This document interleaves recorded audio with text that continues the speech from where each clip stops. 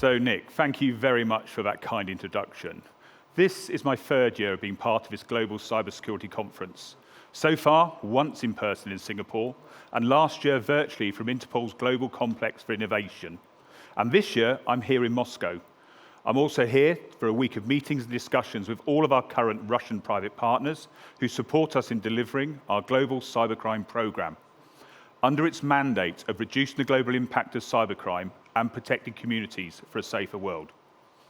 I'm also pleased to be here as I'm able to spend valuable time in face-to-face meetings and discussions with senior law enforcement officials from Russia, also the Ministries of Interior, Foreign Affairs and Prosecutor's Office, as I want to understand more about Russia, how as a country they are combating cybercrime and mitigating the risks and reducing the harm to Russian citizens from cyber criminals, and what we can all do together as part of Interpol's Global Cybercrime Programme under the mandate I just referenced.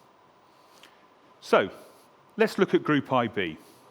As a global cybersecurity company, I see on their website for this event, they've referenced a number of things. They're launching their traditional high-tech crime trends report, information about threats and adversaries, and also the future for threats. This is supported by a series of in-depth papers on specific topics: ransomware, initial network access, brokers, cyber warfare, plus the financial sector, threat landscape, phishing and scams. Interesting that these sort of reports, which cover effectively online crime or cybercrime, and the proliferation and quality of such reports that can be published by the private sector, are often far better than law enforcement is able to. Why is that? On the website, Group IB talks about being able to provide capabilities that can detect, prevent cyber attacks, as well as identifying online frauds, investigation of high-tech crimes, and also intellectual property protection. They're not the only private company to offer these capabilities in the cybersecurity arena. But let's pick out some of the key words here: detecting, preventing, proactive, threat hunting, intelligence, investigations. Well, interestingly enough, all of these words feature in our new Interpol cybercrime strategy for 2022 to 2025. And all of these words feature heavily in nearly every country's policing model as well. At Interpol's General Assembly last week in Istanbul, Turkey, Resolution GA 202189, REP 13, long title, titled Tackling Global Cybercrime Threats Through Interpol's Channels, was presented to all of the Interpol member countries at the Assembly. The final part of that resolution on which they voted was urging member countries to increase sharing and exchanging cybercrime data and information in compliance with their respective national legislations and through Interpol's unique channels of communications as well as its capabilities, services, in the fight against cybercrime in order to enable relevant analysis and action. So, what's the basic premise model of policing then? Well, policing is delivered locally in the community by a constituted body of persons empowered by the state with the purpose to ensure the safety, health and possessions of citizens and to prevent crime, civil disorder and to enforce the laws applicable within that jurisdiction. The police are drawn from the community and are charged to protect that community from harm. This goes back many thousands of years. For example, in China, the local magistrates who served under the regional governors appointed prefects to police the communities, with sub-prefects under them. This model still exists today. Again, they came from the local community, living within that community, understanding that community, building the trust model that is needed in order to undertake and discharge their duties. So how can trust be built? Well, there are a number of different models, but a useful acronym for trust is TRUST. So firstly, T, be transparent, show accountability through communication, being honest, give feedback, stating and setting expectations, and also admit mistakes when they happen. R, respect everyone. Listen. We may not all agree with everything that is being said, but the expression, Do unto others as you would have them do unto you. You, unite. Have one vision that combines together to achieve that vision. If we fail, we all reap the consequences. If we succeed, we all receive the rewards. S, show that you care. We build trust when people see that you truly value them as a person, or a team, or an organization, or as another country. When you feel valued, you earn loyalty as well. And the final T is trust-building activities.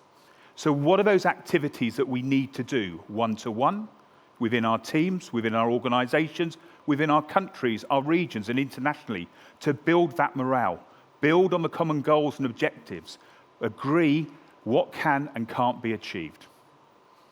So if I step back now, and the title of my presentation, Zero Trust, Why Trust?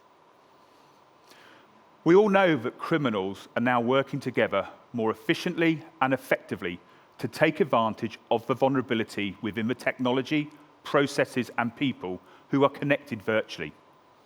They use the infrastructure that makes all of our interconnected in that digitalized environment that we can use every second of every minute of every hour of every day. Criminals create businesses and criminal enterprises that allows anyone to commit a crime online from anywhere in the world. The main motivation is financial gain, and it's the individuals and businesses in our communities that are hardest hit. It can either be a headline-grabbing attack, high impact, high gain, or low impact, high volume. But the attacks are increasing year on year. To a certain degree, there's an element of trust in how the criminals operate, based in the main on the financial gains from the service they offer and provide, in return for payment up front, or when the criminal or network deploying the cyber attack makes a financial gain. If either part of that service fails, they may not purchase again, or it may not be sold by that operator.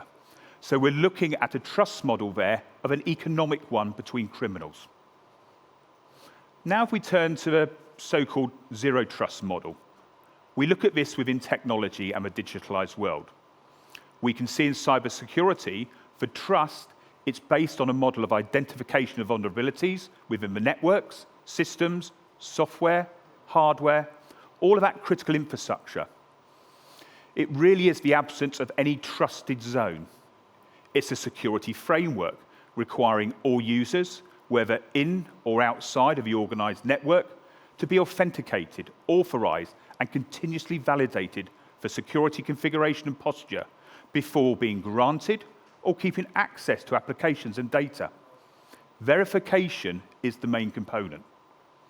The key principles of NIST 800-207 as a required step for zero trust implementation addresses three main guidelines.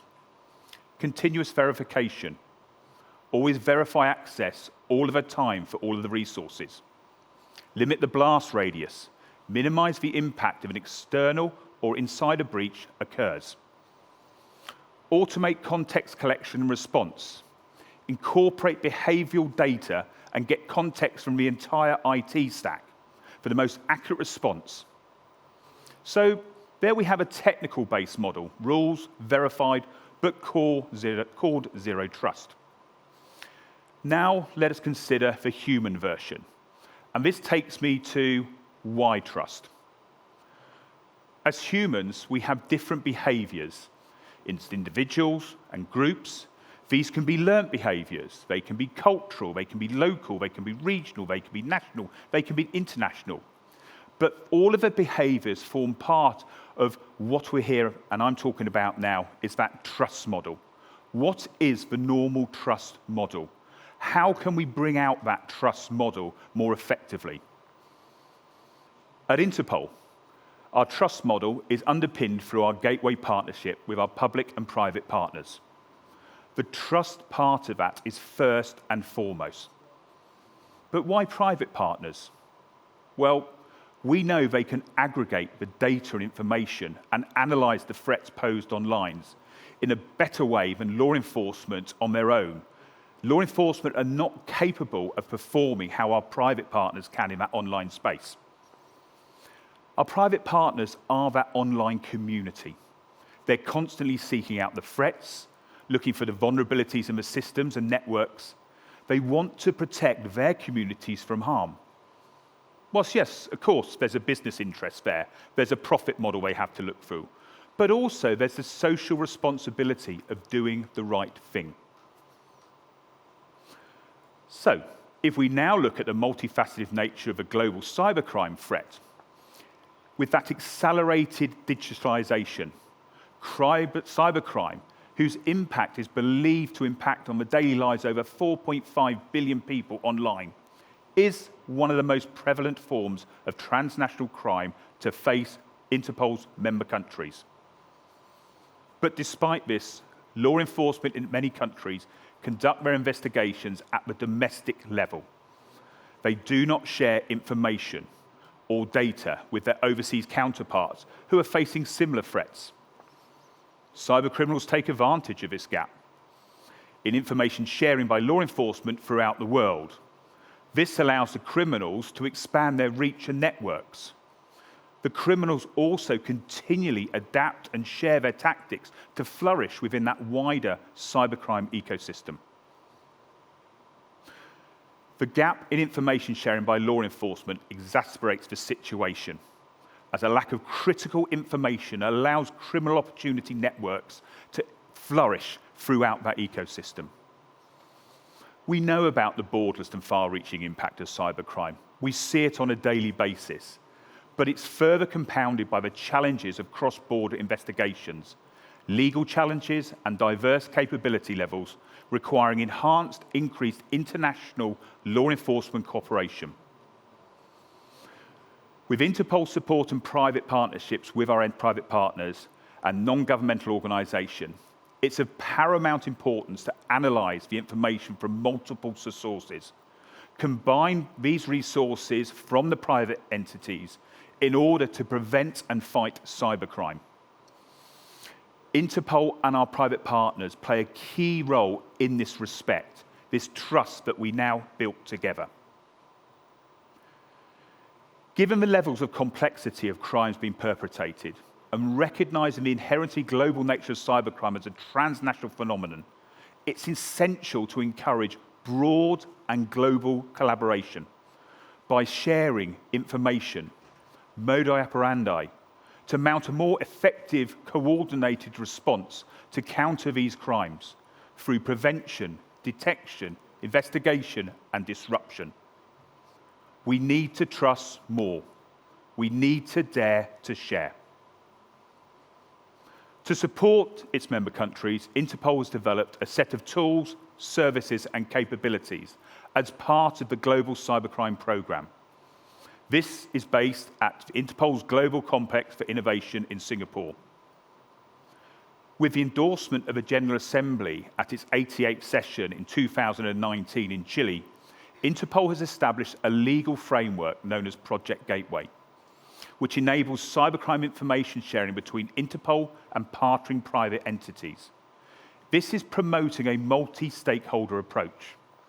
These partnerships enhance the quality of data recorded in our cybercrime analysis file, our CAF. Through Gateway, Interpol has established agreements with over a dozen companies, and we have more coming through now. This is enabling the information and data to be exchanged with these private entities in compliance with the Constitution of the Rules of Processing Data that Interpol has, and leveraging on the Gateway partnerships. Interpol and our private partners have played a leading role in coordinating a number of operational activities in support of our member countries to target the prominent cybercrime threats and actors behind these. These operations will run across various regions, clearly demonstrating the value of that public-private partnership facilitated by Interpol.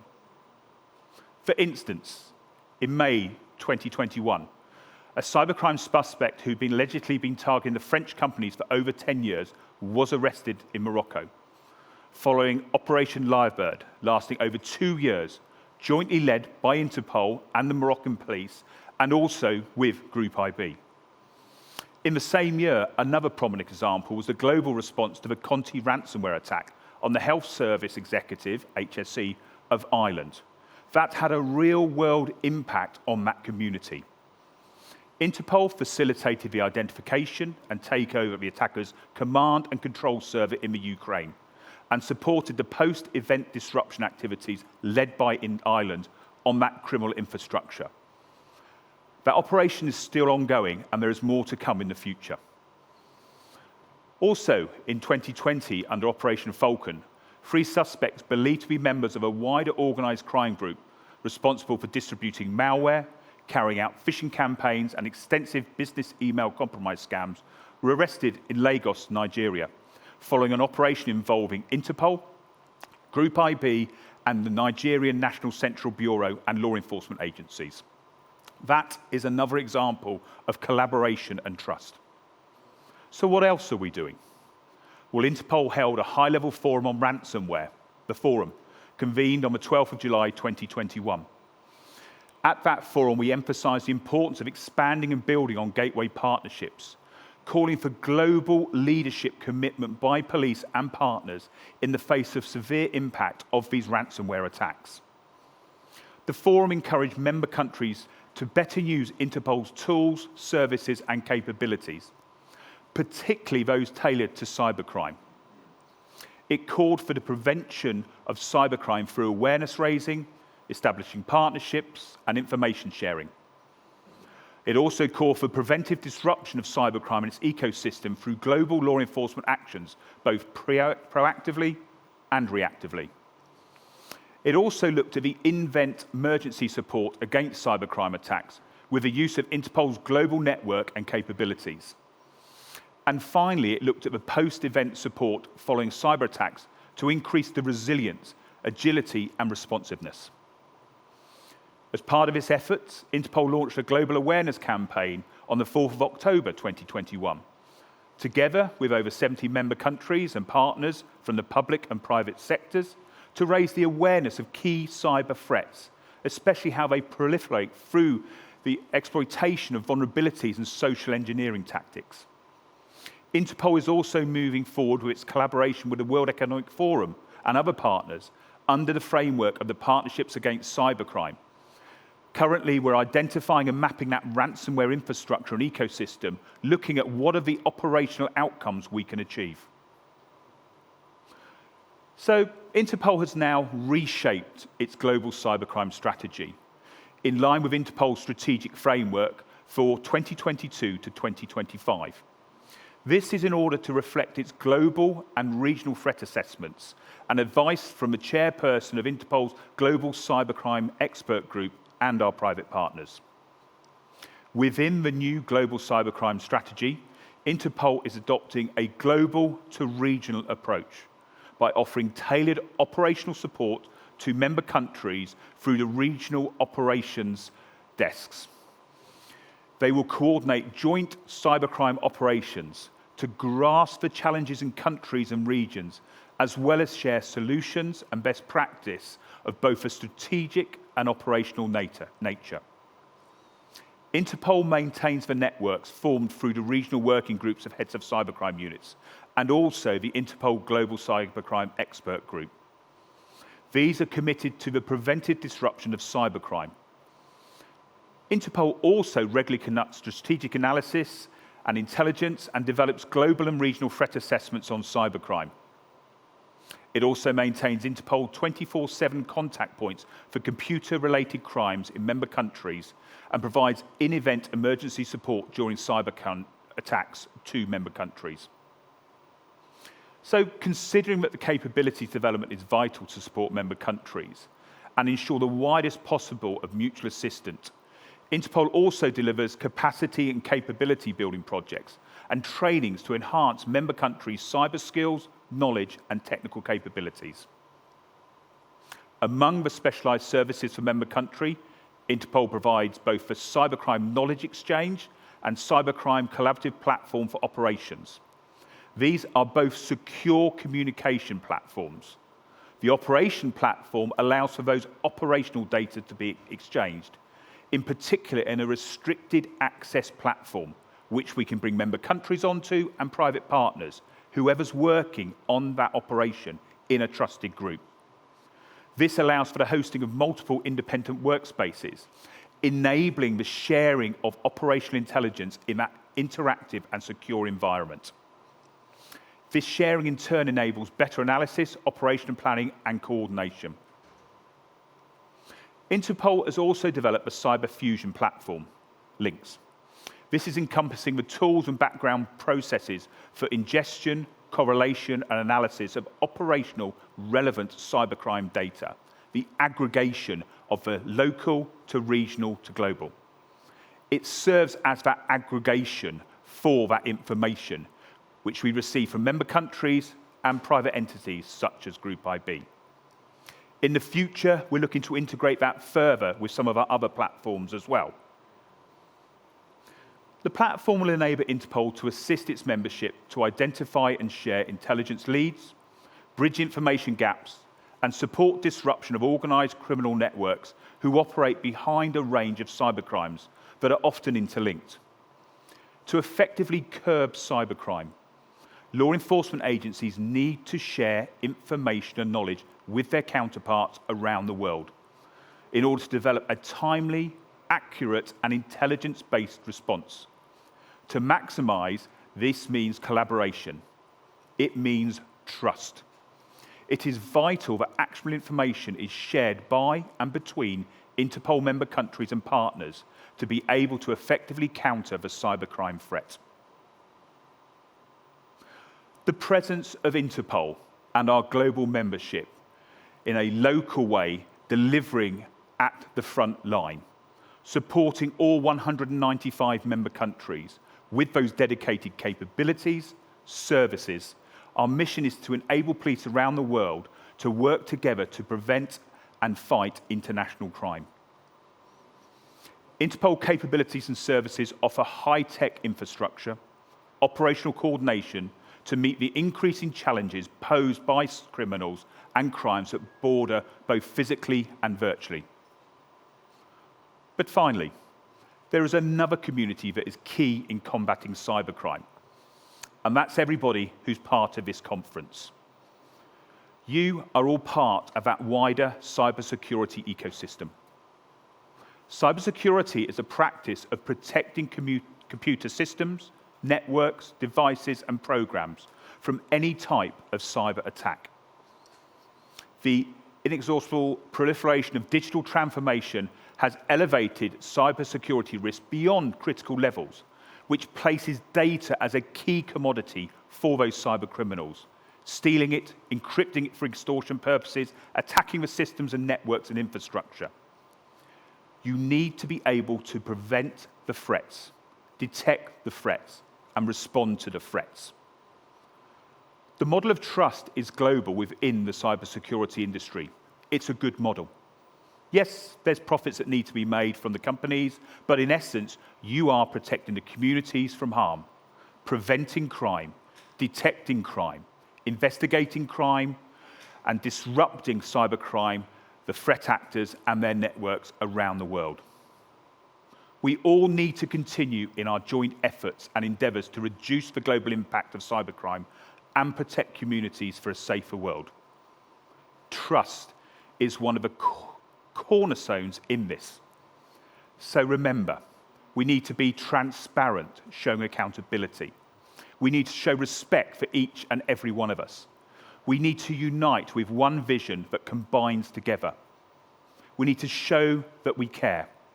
And we need to look at those trust-building activities that help bring us together, such as this Global Cybercrime Conference today, which helps build further on the trust model. We achieve more together than as an individual company, business, or country. Thank you very much.